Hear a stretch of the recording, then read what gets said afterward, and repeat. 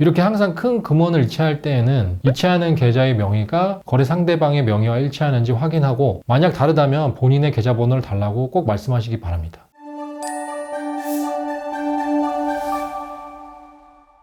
안녕하세요. 낭만로이어 신현승 변호사입니다. 최근에 제가 상담을 해보면 사기 피해를 당하신 분들의 상담이 많고, 사기 피해자분들을 대리해서 고소를 진행하는 사건도 꽤 여러 건이 있습니다. 상담을 해보면 진행 상황을 조금 더 객관적인 시각에서 여유를 가지고 파악을 했다면 그분들도 사기를 쉽게 막을 수 있었을 텐데, 그렇게 하지 못한 점에서 좀 아쉬움이 있고요. 사실상 이런 사기 피해들이 회복이 굉장히 어렵다는 점에서 안타까운 마음이 많이 들었습니다.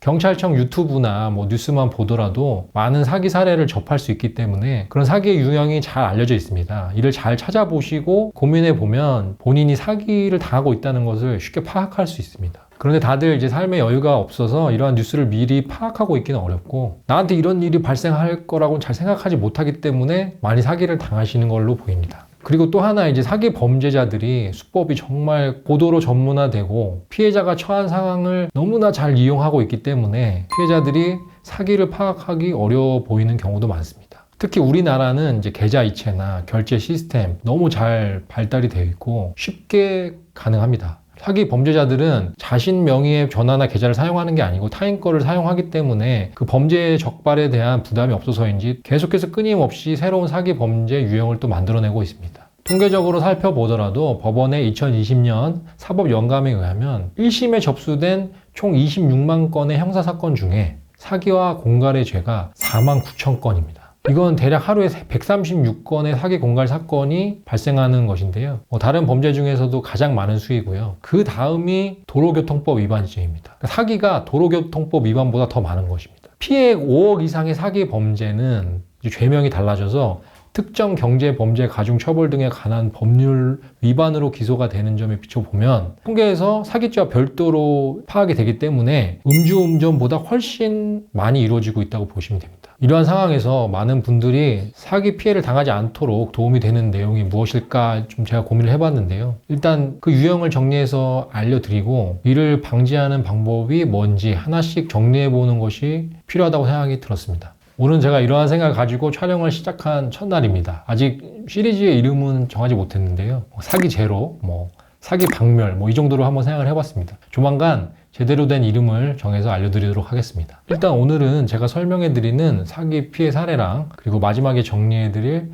사기를 구별할 수 있는 방안, 아니면 사기를 대비할 수 있는 방안, 이것 하나만 마음에 담고 계시고 계좌 이체나 결제 시 다시 한번 생각해 보시기 바랍니다. 첫 번째 사례는 중고차 매수 사기입니다. 피해자는 중고차 판매 사이트에 자신의 차량을 중고로 판매하겠다는 글을 올렸습니다. 사기꾼은 자신이 A 중고차 매매 회사의 직원인데 사이트를 보고 연락했고, 그 차량을 6천만 원에 사겠다고 하면서 일단 5천만 원을 보내줄 테니까 5천만 원을 받으면 자동차 소유권을 이전 등록할 수 있는 서류를 보내달라고 하였습니다. 5천만 원은 그 중고차 매매회사의 이름으로 이제 이체되어서 들어왔고요. 사기꾼은 또 그 중고차 매매회사의 사업자 등록증을 피해자에게 카톡으로 보내주었습니다. 이에 피해자는 자동차 이전 등록 서류를 보내주더라도 상대방의 회사이기 때문에 크게 문제가 없겠지 하고 생각하면서 6천만 원 전액이 아닌 5천만 원만 받은 상태에서 서류를 보내주었습니다. 사건이 여기에서 끝나고 피해자가 1천만 원만 덜 받았다고 하면 그 피해액은 1천만 원에서 끝날 수 있었습니다. 그런데 피해자가 사기꾼에게 나머지 1천만 원을 추가로 보내달라고 하자, 사기꾼은 지금 회사의 자금 이체에 문제가 있어서 피해자가 5천만 원을 다시 개인 계좌로 보내주면 그 돈으로 자금 이체 문제를 해결할 수 있다. 해결되면 다시 6천만 원을 보내주겠다고 하였습니다. 피해자는 이를 믿고 사기꾼에게 5천만 원을 보냈더니 그 뒤로는 연락이 끊겼습니다. 피해자는 아직 자동차를 인도해 주진 않았기 때문에 문제가 없다고 생각을 했는데, 바로 그 다음날 제3자인 B가 전화를 해서 자신이 A 중고차 매매회사의 직원인데 돈을 보내주었으니까 자동차를 넘겨달라, 이렇게 말을 하였습니다. 알고 보니 사기꾼이 피해자에게는 마치 자신이 A 중고차 매매회사의 직원인 것처럼 행세하였고, B에게도 마치 자신이 피해자인 것처럼 행세하면서 피해자와 A 중고차 매매회사 사이에 자동차를 매매하는 모양으로 양쪽을 모두 속였던 것입니다. 피해자는 자동차 매매 계약을 취소하면 A로부터 받은 금원을 돌려줘야 하는데 현재 자금이 없기 때문에 결국 자동차를 A에게 인도해 주었습니다. 그리고 자동차 등록부상 소유권 이전은 이미 A 회사로 완료된 상황이었습니다. 여러분이 이 사건의 진행 과정을 간단히 들어보시면 도대체 왜 속았을까? 왜 돈을 보내줬지? 이렇게 생각하실 수 있습니다. 이렇게 멀리서 보면 너무나 당연하게 사기임을 파악할 수 있을 법한 사건에서도 많은 사람들이 속고 피해를 보고 있습니다.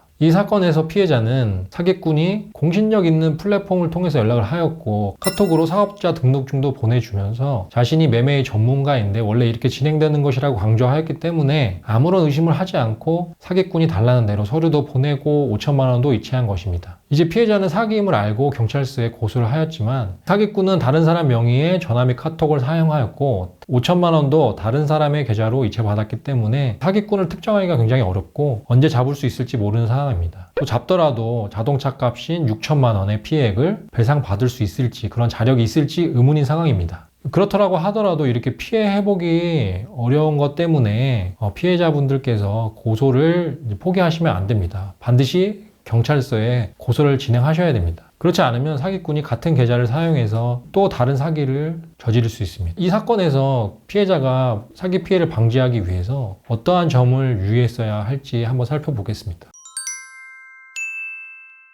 첫 번째로 고가의 물품을 매매하는 거래에서는 반드시 거래 상대방의 신원을 만나서 직접 확인해야 합니다. 일정 금액을 넘는 거래의 경우에는 일반적으로 높은 가격인 부동산 매매의 경우에는 반드시 상대방을 만나서 주민등록증과 얼굴이 일치하는지 확인을 하고 그 주민번호를 계약서에 기재합니다. 부동산이 아니라 자동차 또는 동산이라고 하더라도 가액이 고가인 경우에는 이렇게 거래 상대방의 신원을 반드시 직접 확인할 필요가 있습니다. 또한 최근에는 직거래로도 이제 고액의 물품을 거래하는 경우가 많은데요. 이러한 경우에도 직접 만나서 거래를 하실 거면 반드시 만나기 전에 최소한 이름과 생년월일을 알려줄 것을 요구하고 만나서도 신분증을 보여달라고 해서 이름과 생년월일이 맞는지 확인하셔야 합니다. 이 사건에서는 사기꾼이 A 회사의 사업자 등록증을 보내서 회사 직원인 것처럼 가장했고 대금도 A 회사에서 보냈기 때문에 피해자로서도 사기를 인식하기는 어려웠을 것입니다. 그러나 이처럼 회사 직원을 하칭하는 경우에도 명함을 요청하고 이름을 알려달라고 한 이후에 회사의 공식 전화번호로 전화를 걸어서 직원인지 여부와 그 핸드폰 번호가 맞는지를 확인하는 방법이 있습니다.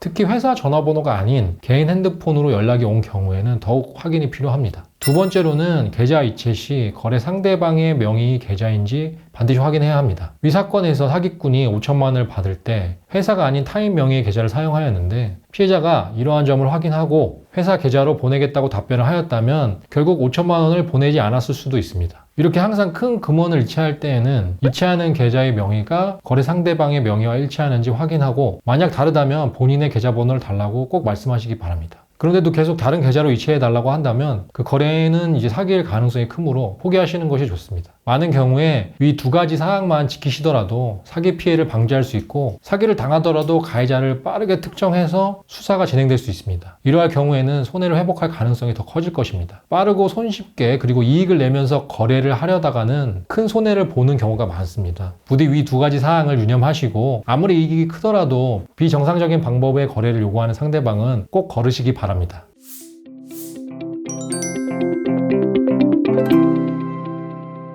오늘은 중고차 거래 사기 사례를 통해서 사기를 방지하기 위한 유의점에 대해서 말씀드려 봤는데요. 다른 모든 거래에서도 기본적으로 적용될 수 있는 사항이라고 생각합니다. 부디 항상 유념하셔서 사기 피해를 방지하시기 바랍니다. 오늘 영상이 유익하셨다면 구독과 좋아요 부탁드립니다. 감사합니다.